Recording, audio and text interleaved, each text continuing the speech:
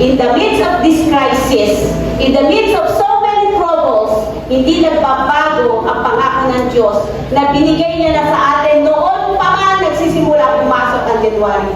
You are chosen. Sabi mo sa katabi mo, you are chosen.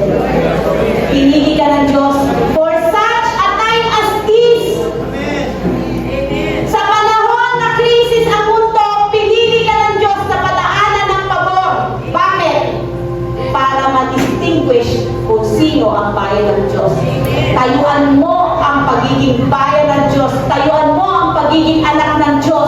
You are chosen for favor. You are positioned for a greater purpose. Ang